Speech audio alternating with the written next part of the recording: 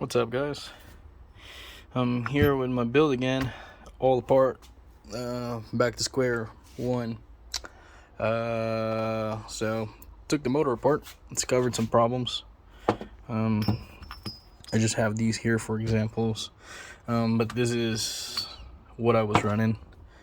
That's my Molnar rod, the power adder, and this is the DSS pistons that I have, which I don't know if this is the cause or maybe it's me, who knows.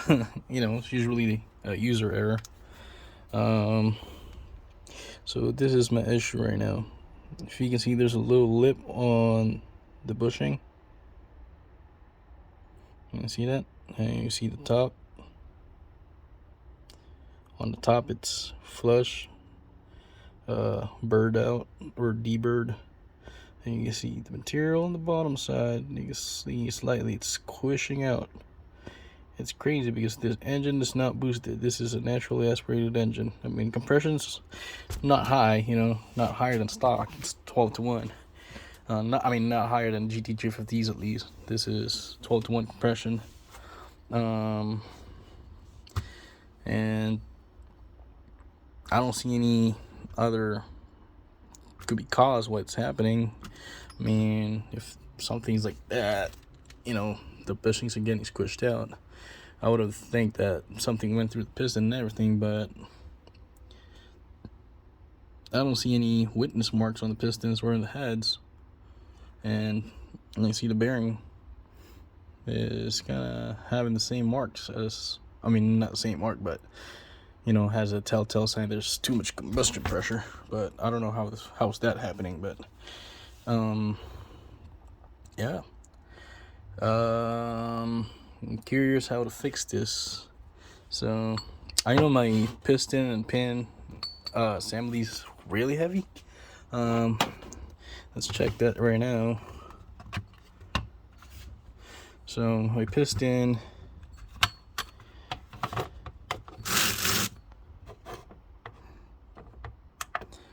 let's see, let's let that reset. So my piston is about 406 grams. That's without the piston pin. And this is the piston pin for that. I'll put it again. Oh, Jesus Christ, that's 529 grams. That's a lot for a piston. That's without the rings as well.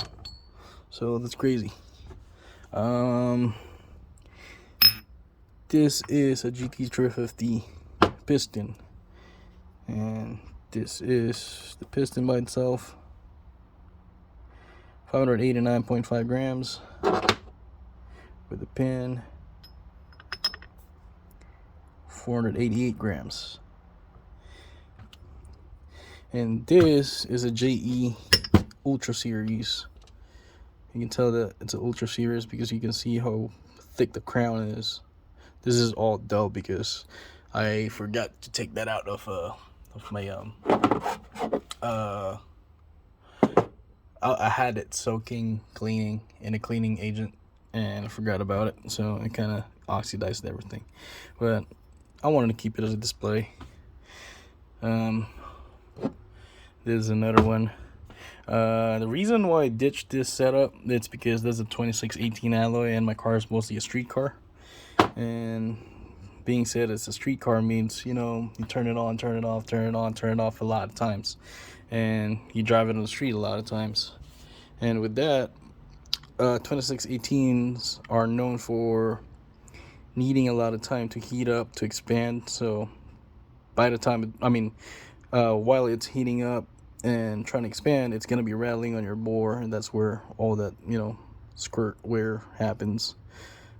This area right here, I guess it's a little normal, but a little higher than that, it's I guess about that same height right there, because the piston skirts of Coyotes hang under the bores quite a lot, and piston stability is it's kind of an issue with Coyotes, especially when your engine's not on running temp, especially running 2618s material pistons. But they're good. They can handle a lot of abuse because they can flex and take the abuse. Unlike 4032s, which is the ones that I'm running right here, they tend to crack under pressure with a lot of pressure.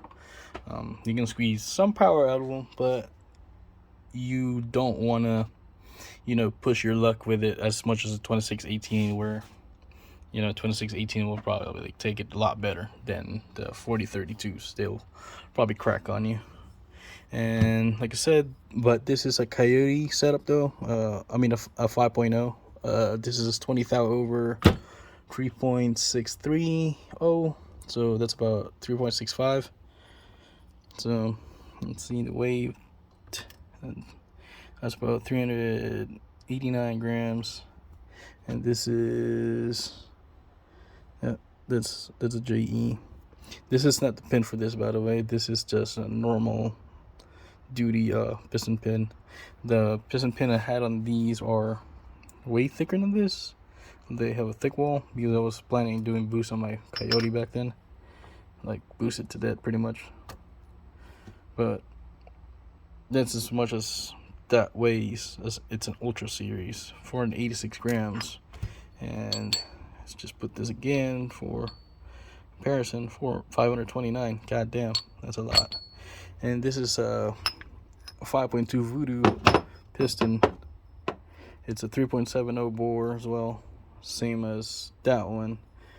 And this is a Molly piston. I believe the material is called M142, which they developed with Ford.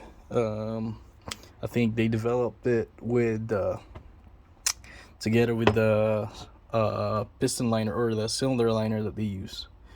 And let's see, that is about 389 grams, 389.6. We will add this piston pin. Alright, let's go right here. 488 grams.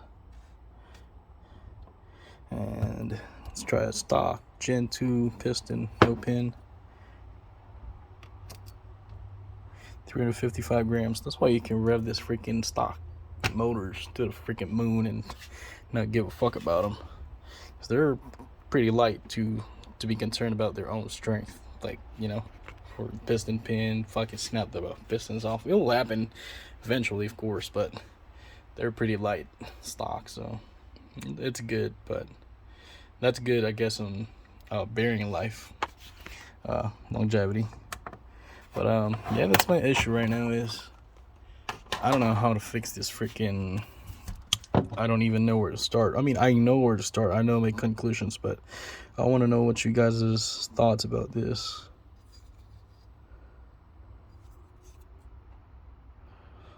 Zoom in. There it is. You can see how the bushing gets squished out. You can see on the top, it's all flushed and deburred to spec. You can see right there. You can see where it starts to freaking squish out, right around this area.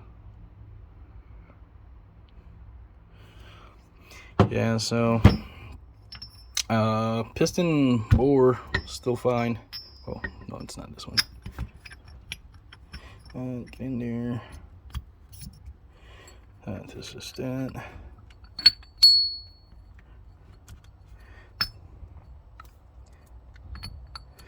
You know, piston pin goes in, no problem. But so put it in here.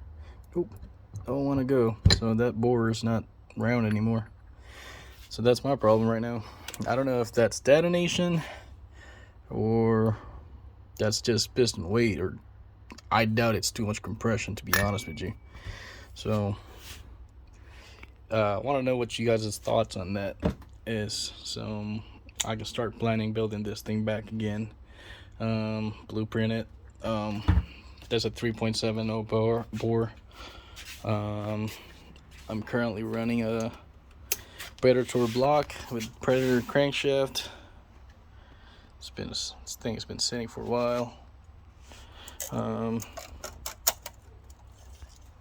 just let it slide. So as you can see, you can tell it's a Predator block. he uses this freaking long ass freaking head bolts, man. That's crazy. And I decided to go with the stock head bolts because I wasn't planning on boosting this because of the way I built it. Or the way I built it, my bad. Sorry for the grammar. But yeah, you can tell it's a 5.2 Predator. It's because of that water jacket right there, man, right there. They go through inside, I guess, and it's all through the in the middle.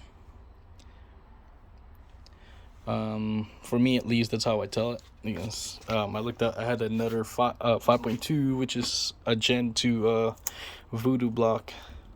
It doesn't have that, so for me at least, that's how I tell it apart from Gen 1 or Gen 2 5.2 block.